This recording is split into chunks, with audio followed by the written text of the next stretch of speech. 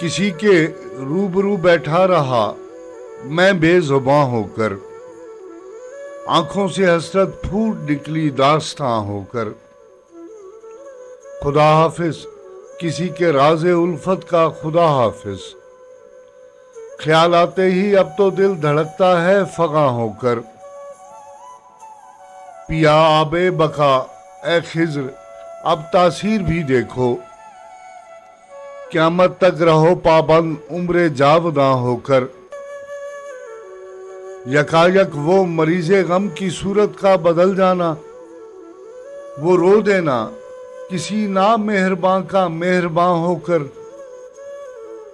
کتاب دہر کا دلچسپ ٹکڑا ہے میری ہستی، مجھے دیکھو کہ بیٹھا ہوں مجسم داستاں ہو کر۔